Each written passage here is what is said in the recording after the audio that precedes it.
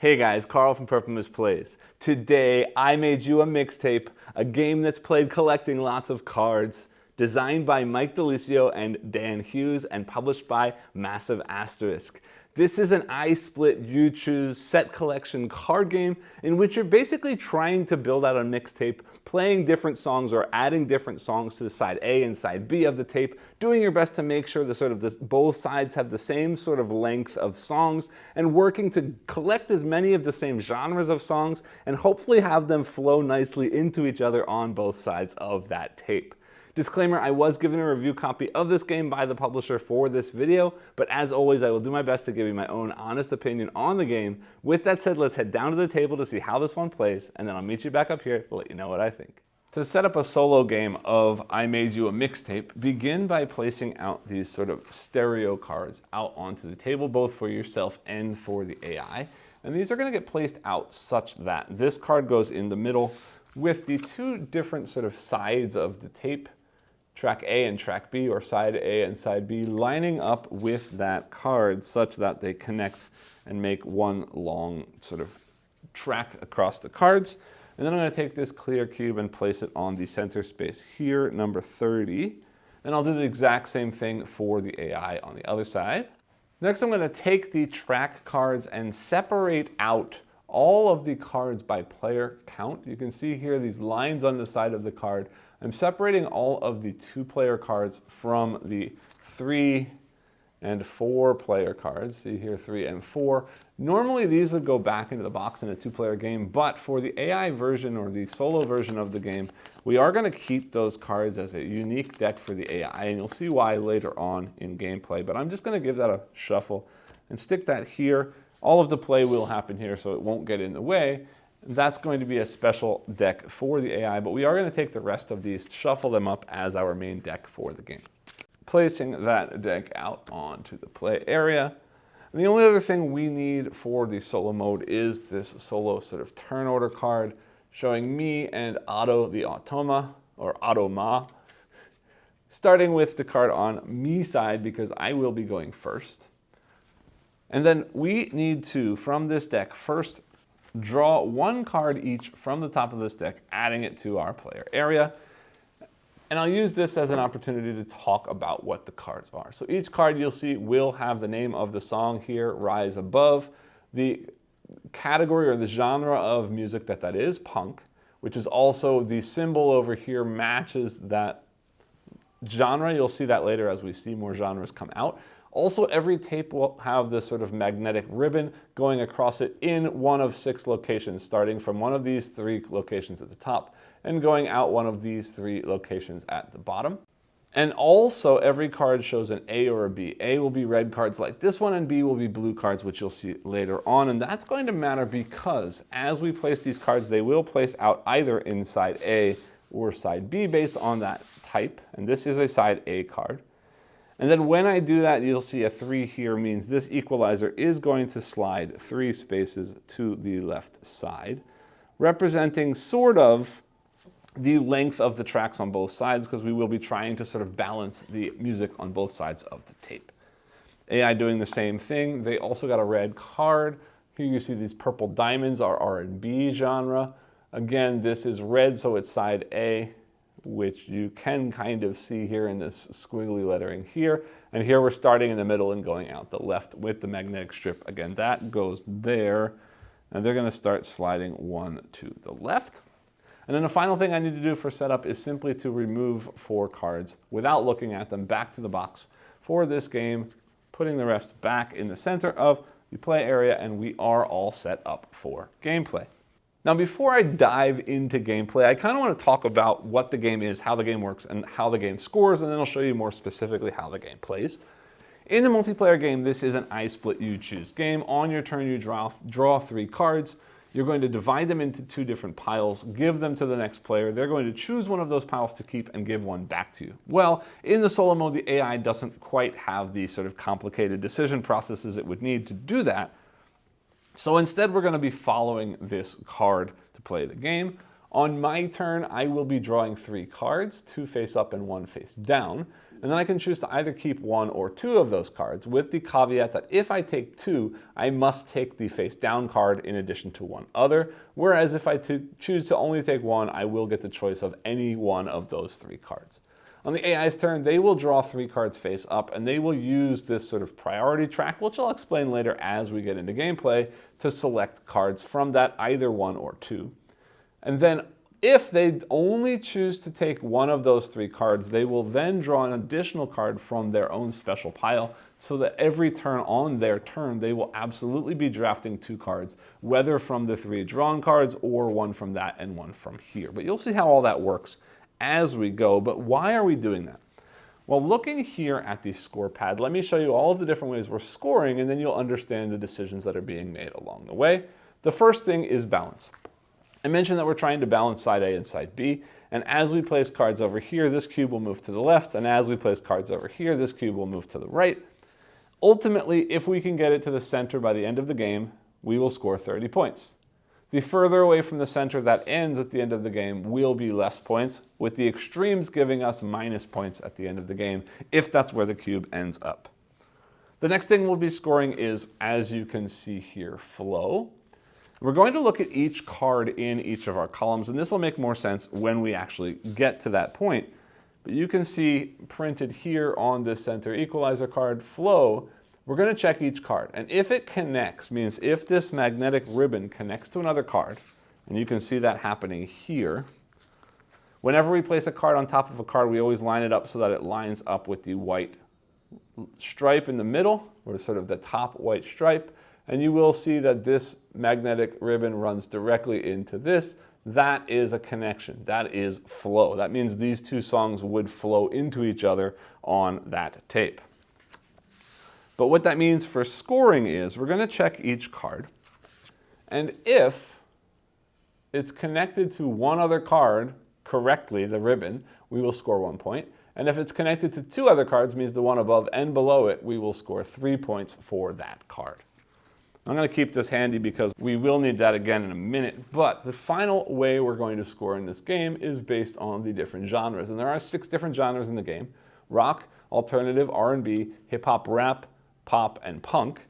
And each of those has a slightly different looking tape, a slightly different color, a different symbol in this top corner, and then of course it always says the name of the genre right on the card. But at the end of the game, we're going to count up how many cards of each genre we have. And then based on this sort of track right here, this equalizer at the top, the left side numbers are going to tell us how many cards we have in the set, and the right side number shows us how many points we will score for that many cards. So the more cards of a specific genre I can get, the more points I will ultimately score at the end of the game. So let's go ahead and reset all of that, and we'll get into gameplay. All right, so it is my turn first. So again, drawing 2 cards face up and 1 card face down. And then I got to choose either this card and one of these, or simply one of any of them. I have started 3 to the left side. Both of these are blue, means they would move me right. 5 gets me 2 to this other side. Taking 2 cards is not a bad idea, and this is also punk, which ties with that.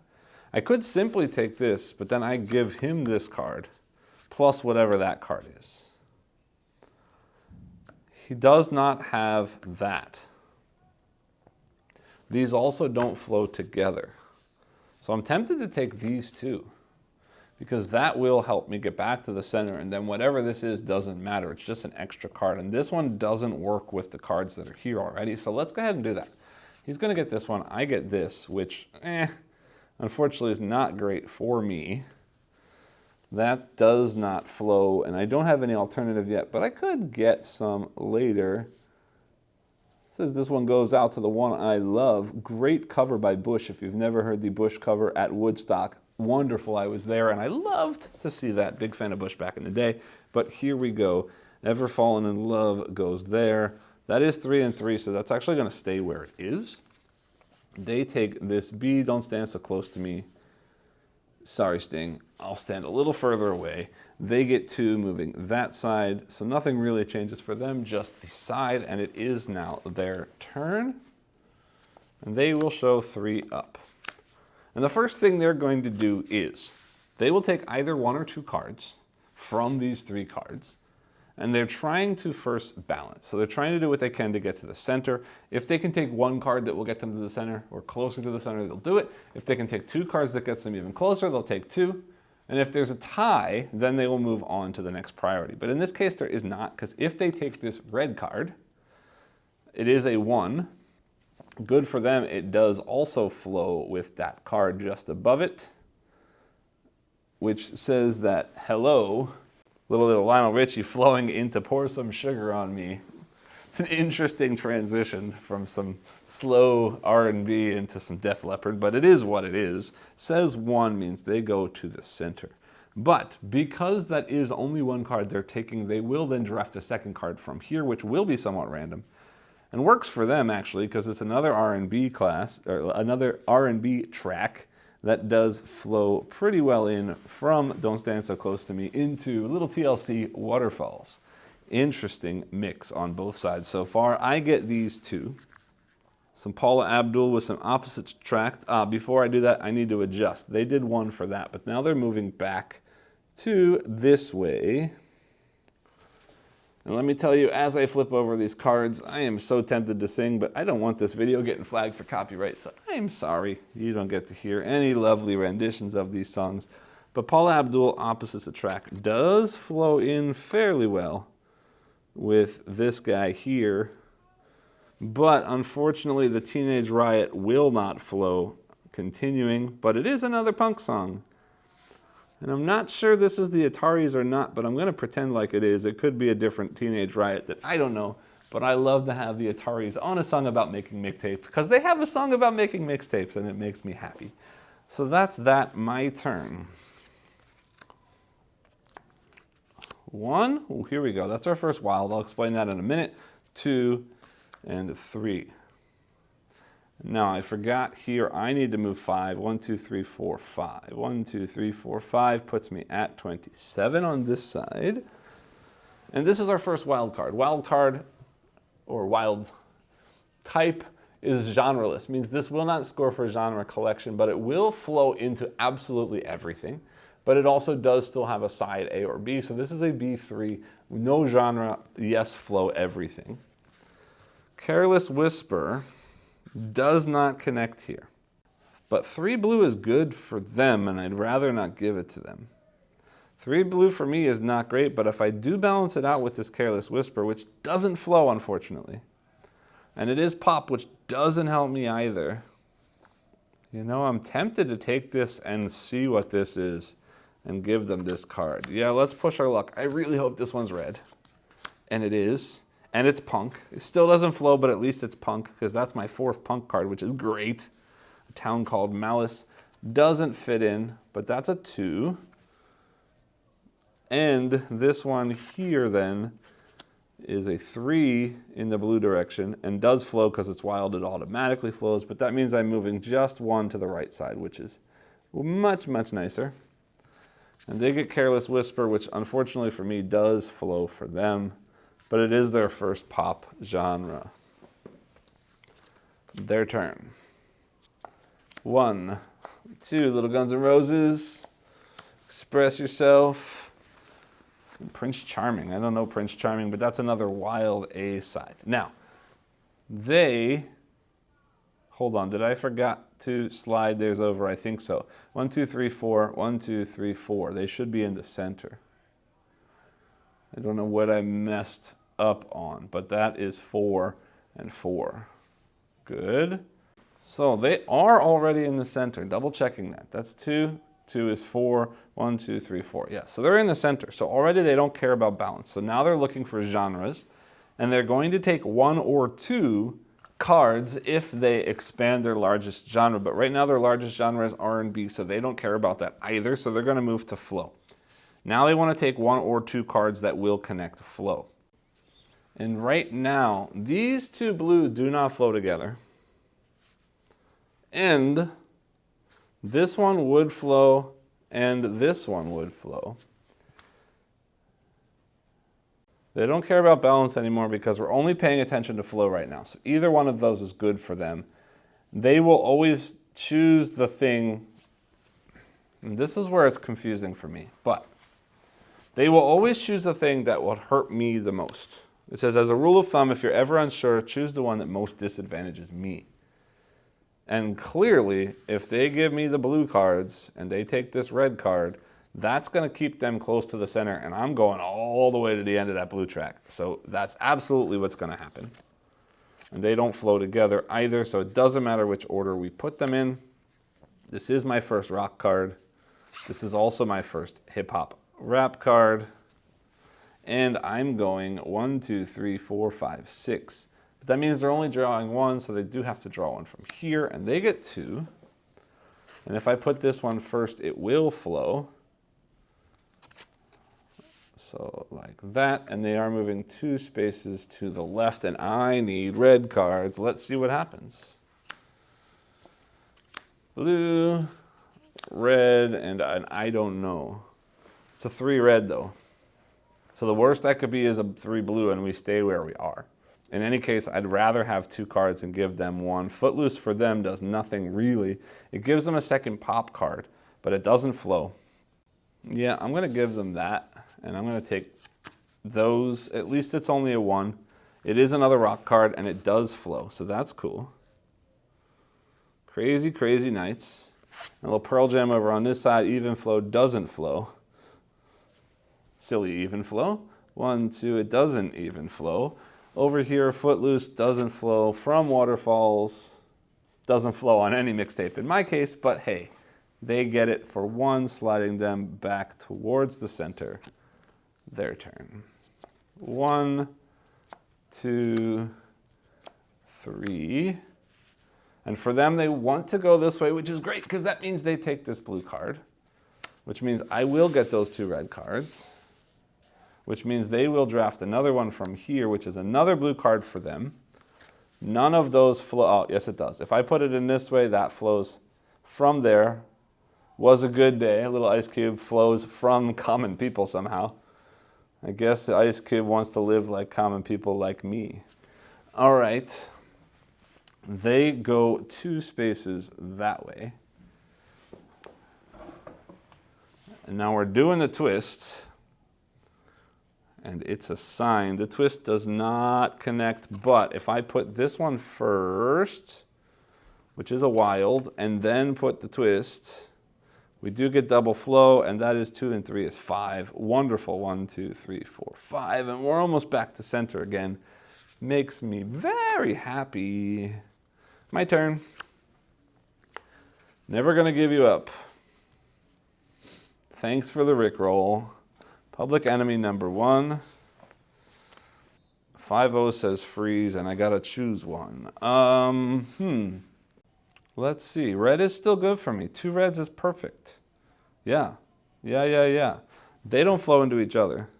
But either this flows from this or this flows from this. Either way. That's another hip-hop as my 3rd hip-hop.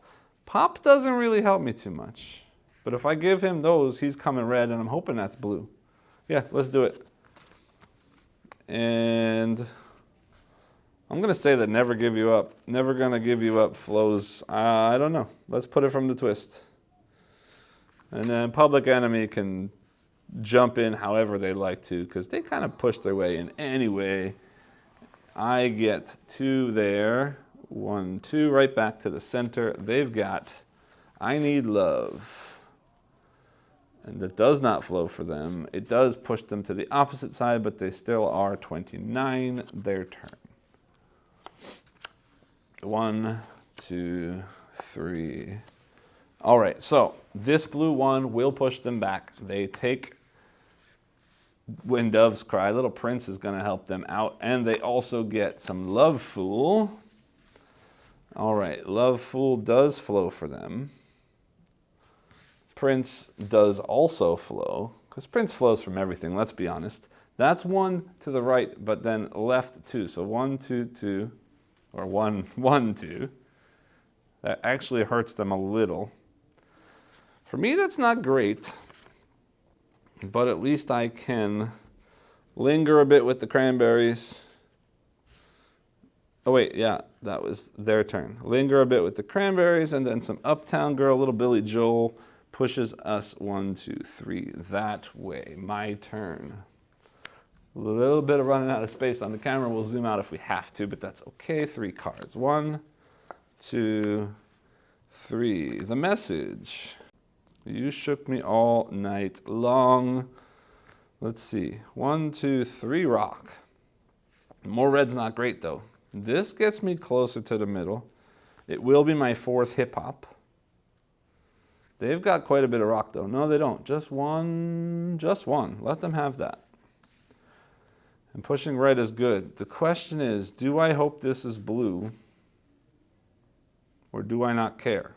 I think the answer is I do not care. I will take this card. And it is blue. That's brilliant. Okay. And it flows too, because if I put the message in there, Crazy, Crazy Nights flows through the message, ah ha ha, into Night Shift. Which I'm not sure I know, but I might if I pay attention. Over here, You Shook Me All Night Long. More than happy to pass off some AC/DC. Not a huge fan. 2 for them pushes them over 1, 2. And for me, that was 4 in the blue direction. Wonderful. 1, 2, 3, 4. Just barely past the middle. Switching back to AI. 1, 2, 3. All right, Rock Lobster, London Calling, and a Super Freak. They are trying to go blue, blue, blue, blue, blue, means they absolutely don't want those red cards. They're gonna take Rock Lobster, plus Bring the Pain, Hardcore from the Brain. All right, well, Method Man does not flow, pushing them 1 to the left, and then the B-52s, unfortunately, also do not flow. 4 them sliding back that way. Super Freak and London Calling. Well, Super Freak will flow from Uptown Girl, moving me 1, 2, 3 that way. And luckily, London Calling is only a 1 push. It does tie in with my punk theme. This is sliding that way. It is my turn. 1, 2, 3. Lots of blue makes me happy. I got a wild and I got a punk. Requiem. Yeah, you know what? Let's just keep it. I am a fire starter. Twisted fire starter. Go. 1, 2, 3, 4. 1, 2, 3, 4. Looks beautiful. They've got. I just called to say you flow and you love it. All right, that is not great for me, but it works for them. And they get 2 more this way, which is great for me. Ha, ha, ha. Their turn. And space is limited. 1, 2, 3. We're getting close, though. All right, they really want blue. See, they take that. They don't take those. They will take that, which is another blue for them. Teardrop, Wild Blue, Rapper's Delight, Hip Hop Hibby. They got 3. 1, 2, 3. And me, ooh, is this burning an eternal flame? Or don't dream it's over. They both flow from this, but not into each other. So we're gonna do that. Other way around. And that's 3 in the red direction. And I think I'm off screen. So what I'm gonna do is, that red one doesn't flow, so I'm just gonna stick it up there so you can still see it on the screen. And that's 1, 2, 3, 1, 2, 3 like that. My turn. 1, 2, blue, blue, blue, blue, blue, blue. Okay, what do we got? Faith. I do gotta have faith. Really saying something. They're both pop. Giving him a 3 blue is not great, but I don't want to take a 5. So what I'm going to do is take this 3 blue, give him that 2 blue, and hope that this is a red to balance out the blue, and it's not. All right, so we've got 5 blue. That also doesn't flow. But we will both hopefully still fit on the screen. Like that, they do just, so we'll start another column if we have to.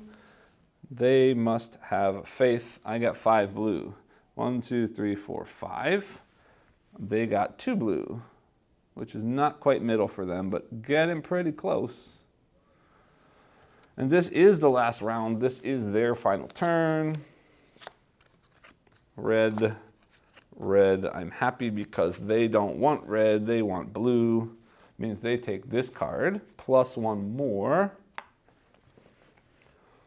And that means they've got Friends in Low Places and Hit or Miss. The needle on my record player has been wearing thin. Good for them. All of these cards are going to flow because of that wild. And that is 4 blue. 1, 2, 3, 4, like that. And we've got Jesse's Girl and Crazy for You, which is a 6. 1, 2, 3, 4, 5, 6 puts me back to where I am on the other side. Jesse's Girl will flow from Don't Dream It's Over. Sorry, Jesse. It might be over. And you know what? Maybe I do have Jesse's Girl because I am quite crazy for her. All right, let's finish that. 6. 1, 2, 3, 4, 5, 6. And that is the end of the game. Let's go ahead and get into scoring. And well, seeing as the game comes with a really nice score pad, let's go ahead and use that score pad. That's me, Mr. Purple Moose, versus Otto. Balance, I've got a 24. And Otto's got also a 24. Looks good to me. Now we're going to take a look at flow. Remembering, I'm looking at each individual card and seeing how many cards it connects to, up or down. So this is 0. This is a 0. This is a 0. Well, come on, flow. This one connects to the bottom. So that's 1, 2, 3, 4, 5, 6, 7, 8, 9, 10, 11, 12, 13, 14. Okay, so that's 14. Over here is 1, 2, 3, 4, 5, 6, 7, 8, 9, 10, 11, 12, 13, 14, 15, 16, 17, 18, 19, 20, 21, 21. Let me double check that moving backwards. 1, 2, 3, 4, 5, 6, 7, 8, 9, 10, 11, 12, 13, 14, 15, 16, 17, 18, 19, 20, 21. Yep, okay. Then AI is 1, 2, 3, 4, 5, 6, 7, 8, 9, 10, 11. That is 12, 13, no, 14, 15. So they did better than me, actually. And over here, 1, 2, no, 3, 4, 5, 6, 7, 8, 9, 10, 11, 12, 13, 14, 15, 16, 17. Good. So the upper section for me, 24 and 14 is 38. 38 and 21 is 59 points up the top for me. For them, 24 and 15 is 39. And 10 is 49 and 7 is 56. So I'm 3 points ahead moving into the bottom section. Now, we're looking at genres. Rock are these sort of black tapes with the picks on them. I've got 1, 2, 3, 4, and with 4 I get 10 points. And the AI's got 1, 2, just 2. With 2 they get 3 points. Alternative, red hexes, 1, 2, 3, 4. Hold on, did I count that for the rock? I think maybe not. 1, 2, 3, 4, 5. I did not. That is not a 10. That is a 15 for my rock. I missed those center column cards. And again, then alternative is 1, 2, 3, 4. Just 4 is 10 points. AI's got 1, 2, 3, 4. Just 4 is 10 points. Next, R&B, Purple Diamonds. 1, 2, 3, 3 gets me 6 points. Double checking that. 1, 2, 3. Yes, good. AI's got 1, 2, 3, 4. 4 is 10 points. Hip hop. Hip hop, 1, 2, 3, 4. That's these green shields. 4 gets me 10. AI's got 1, 2, 3, 4 as well, is another 10. Pop is the sort of orange and blue circle target looking ones. 1, 2, 3, 4 is 10 points again for me. AI's got 1, 2, 3 is it, 6 points. I think I'm doing very well this game. Next comes Punk. Is the sort of gray, I don't know, razor blade or camera wing shape. 1, 2, 3, 4, 5, 6, I think.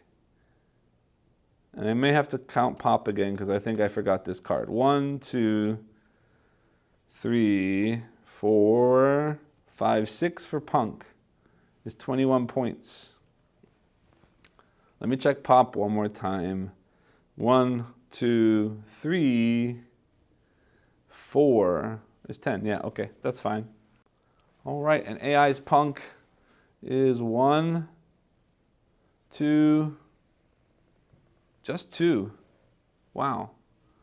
3 points for the AI. I think I did really well because I was taking double cards on my turn many, many times. So I ended up with lots of cards this time, which could have ended up messing up my balance, but it didn't. I did well. So 21, 31, 41, 46, 56, 66, 71. 71 and 59 means 130 points for me. Wow, that's huge. I've never scored that high before. That's awesome. And Otto, he's got 3, 13, 23, 33, 39, 42. Wow, that's horrible.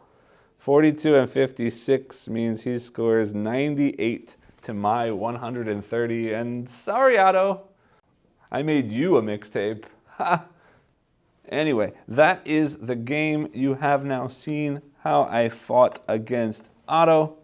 Means I am the mixtape master. If we had tied, the winner would have been the person with the better balance. But we didn't come close to tying. You will see subtitles if I made a mistake along the way, but I don't think that I did. So that is the game. And pretty much everything you can see on the screen is the way the game is. This is all of the stuff that comes in the box. I love the visuals of this game. First off, Otto is a super cool Punk character to begin with. This asterisk logo is the publishing company's logo, but looks really cool on his shirt. Anyway, this sort of using this card to remind you of the different steps of the AI's sort of how the game plays with this little sort of flip over symbol in the corner to remind you to flip it back and forth. Very, very useful and helpful as a player aid. The fact that the scoring is here on this equalizer card, I'm not gonna lie to you, I didn't even notice that until I sat down to record this video, and I'm very glad I did because this is really, really awesome player aid because thematically, visually, it looks really cool, but also all of the important information you need is right there. So big thumbs up on that one from me.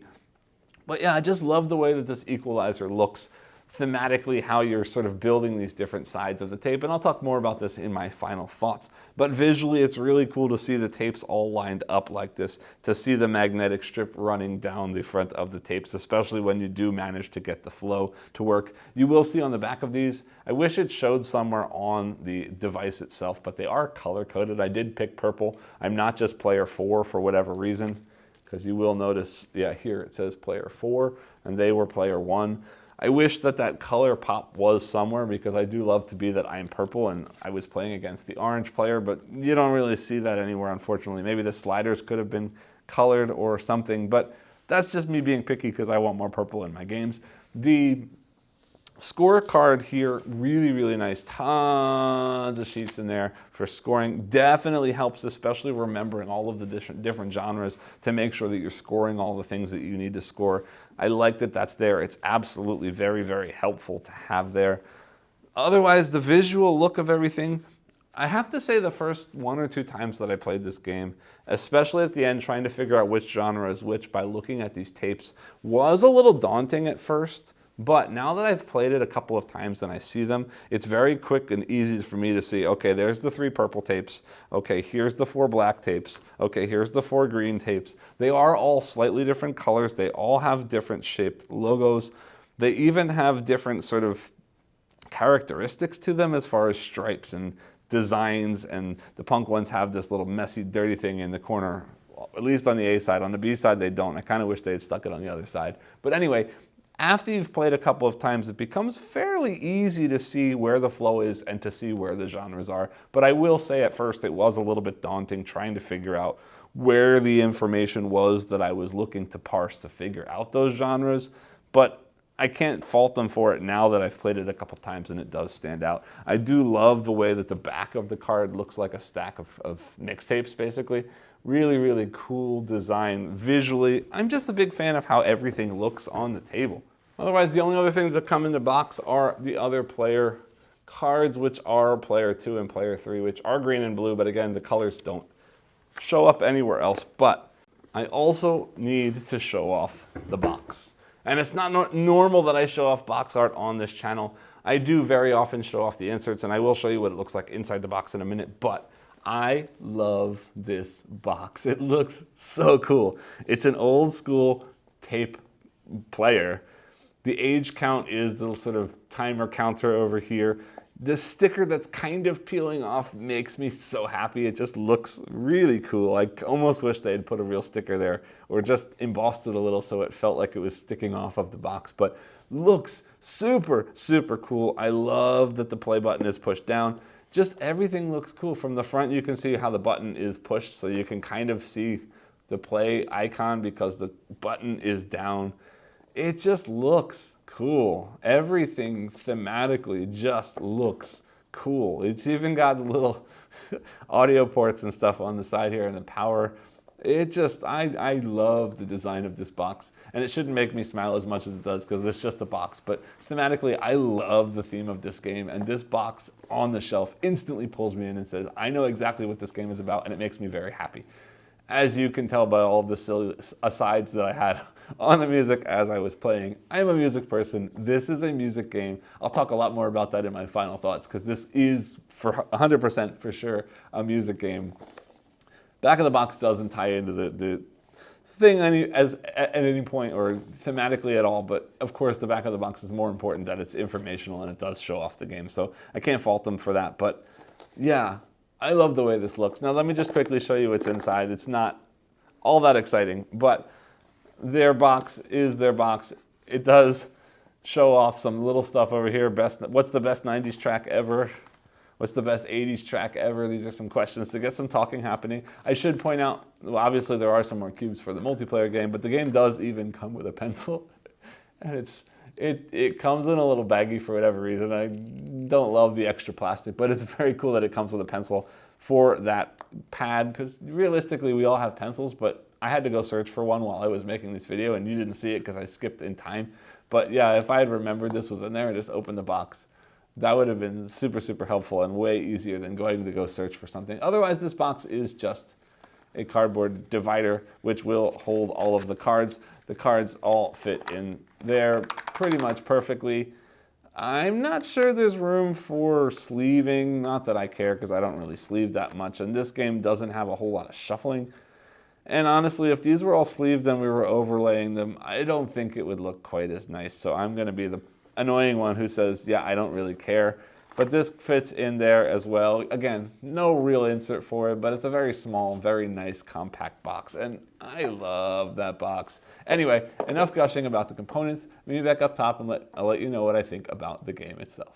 Welcome back. I hope you enjoyed the video. I do apologize up front for the couple of flubs that I made while playing the game, but I hope that the game teach and the sort of playthrough does still stand as a representation of the game and how it's played. And I think that I caught all of the mistakes on subtitles and corrected them all, so you should still be able to follow the game as it should have been played. So let's talk about this game, I Made You a Mixtape. Again, this is a sort of set collection game based around an I Split You Choose mechanism. This is at its core a multiplayer card game set collection game, but it does have the solo automa that I just showed you in my playthrough. And first off, I have to say that I love this game strictly on theme and sort of thematic integration of the mechanisms alone.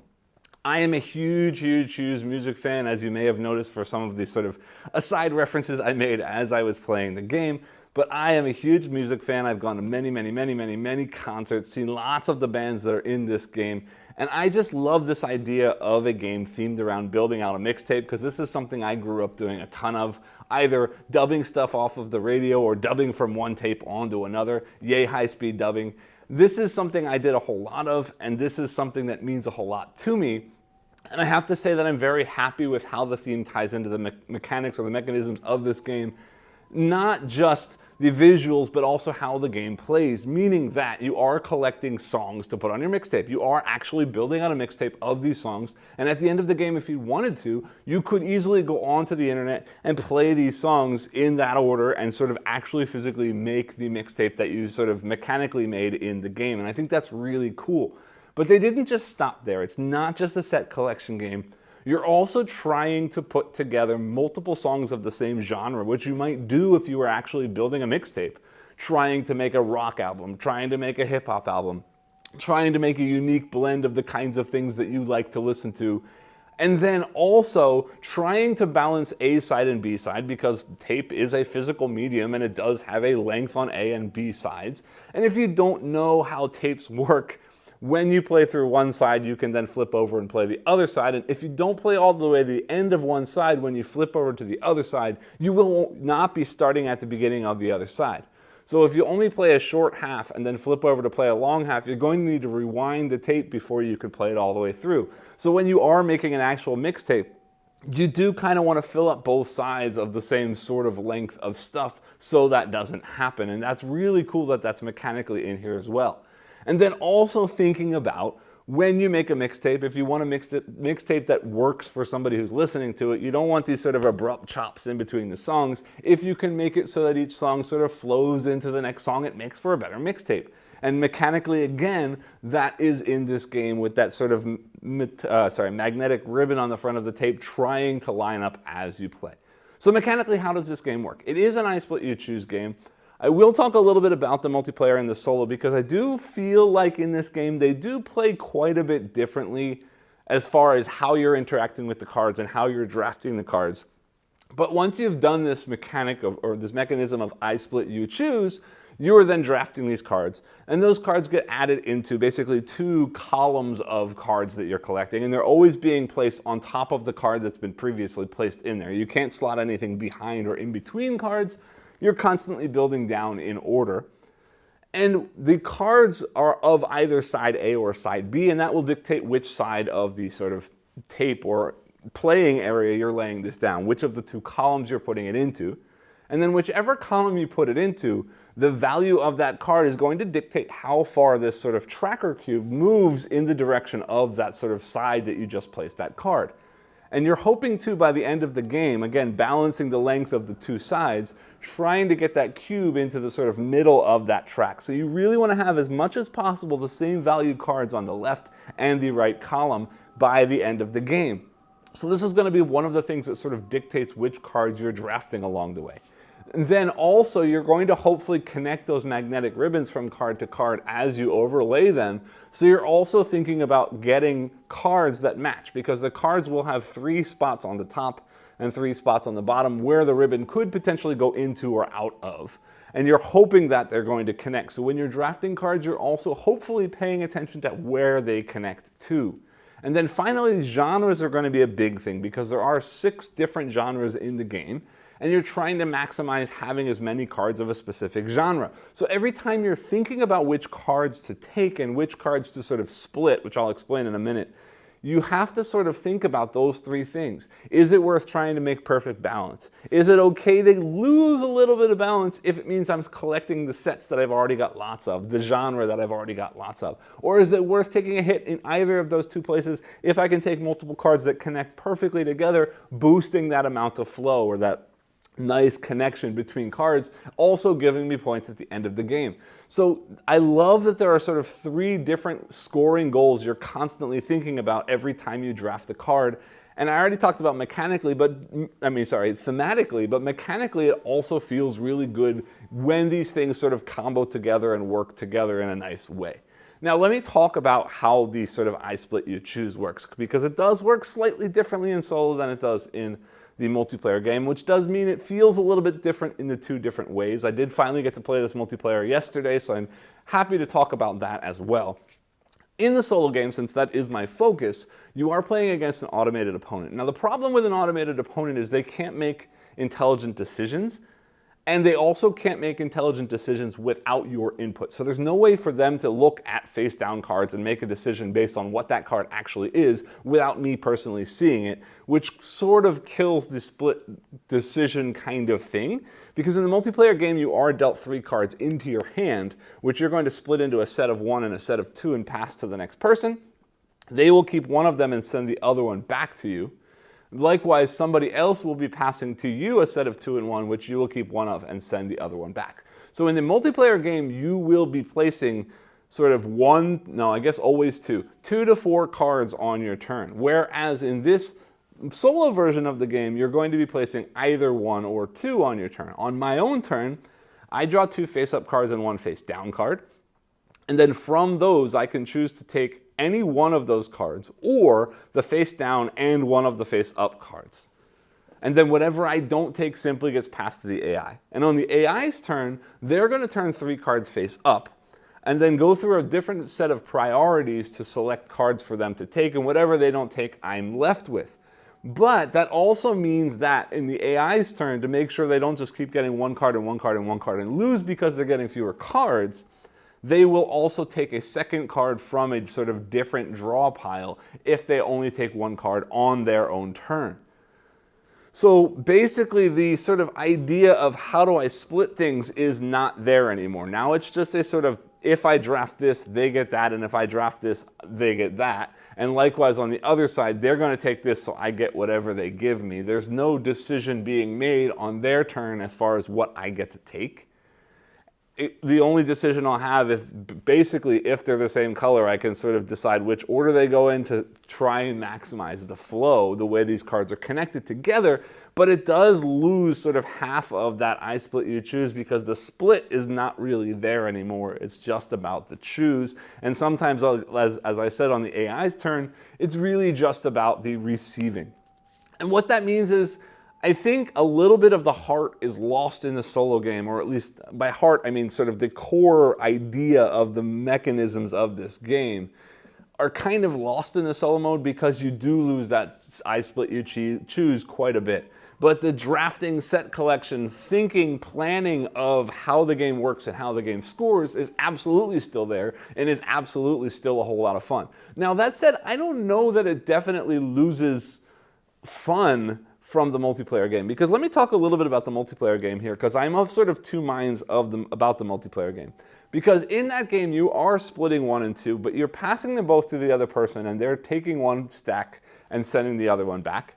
And likewise, somebody is passing to you, you're taking something and sending 1 back. So there is a little bit of thought about how to set those decks, hoping that they take the thing that you want them to take and send back the things that you really want to take.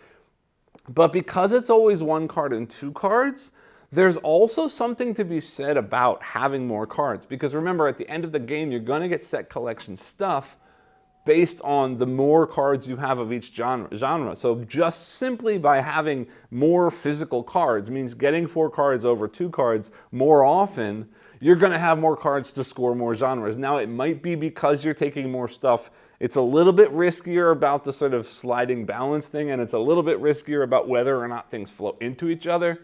But ultimately, I think that if you are able to draft enough cards, it sort of outweighs that fact of not being able to get the sort of pretty stuff to happen, the detailed stuff to happen for scoring. So there's something balancing in the multiplayer game. Now, I've only played it once, so I can't make any kind of blanket statements about the multiplayer. I'm only here to talk about the solo mode. I just wanted to put this out there, that there's some level of how much does the I split you choose matter, and how much is it still just about drafting cards and trying to get the things that you need to get and sort of future planning. There's quite a bit of thinking ahead. What am I looking for? How am I looking to get there? Is it okay to get a big swing in one direction on that balance track and then later hope to bring it back to the middle so that along the line I'm picking up other things that are scoring in other different ways for me? And there's a lot of that in there, and it is often worth it to do that. So there's definitely long-term strategic thinking, and then also tactical sort of changing on the fly kind of stuff. And there still absolutely is that sort of bluffing piece of the I split you choose in the multiplayer game.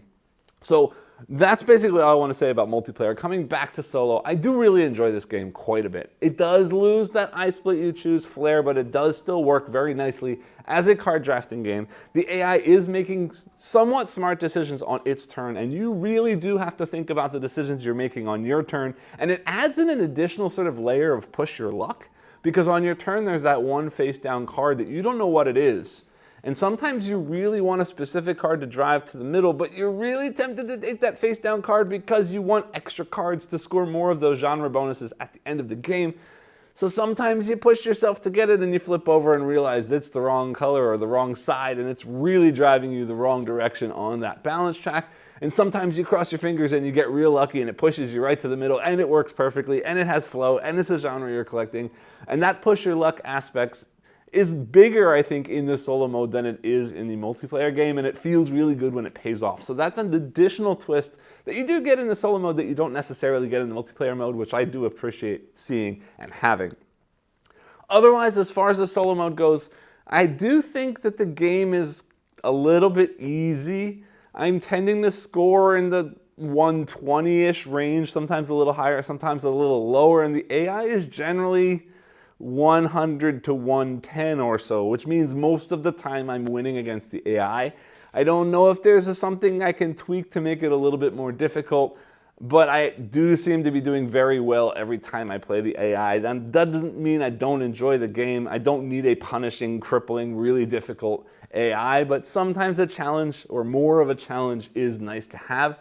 So it does feel, at least in my opinion, slightly easy in the solo mode. But again, the puzzle is still there, the sort of gears turning in my head about what I'm doing and how I'm doing it, the push your luck, the drafting, the set collection, the flows, the paying attention to the balance, all of it's still there and all of it still works as a puzzle, even if it's slightly easy.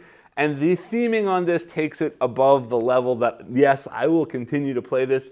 Would I buy this for solo only? I don't know. Maybe yes, but not definitely yes. Would I buy it for multiplayer and solo? Yes, small box theming is great. The mechanisms are a lot of fun. I definitely enjoy this one, and it's a small enough box that it could absolutely stay on my shelf, even if it's not getting played constantly. This is that kind of quick filler card drafting game, and I am more than happy to have it in my collection. I also am excited to pull this out for my student after-school board game class that I teach to help show off that I split you choose mechanism and sort of tie into card drafting stuff they've already seen in class as well. So this one definitely gets some thumbs up from me. There are some things that I'm not 100% amazed on, but otherwise, most of the stuff that I like in this game, I really, really love. And I'm very glad that I've gotten a chance to play this and own this game. Definitely a recommend for me, is particularly if you will play multiplayer and solo. That's basically all I have to say about this one. I hope, as always, that this video was helpful for you. And if it was, I do ask that you remember to please like, subscribe, and click the bell icon below. And I'll see you all next time. Thanks.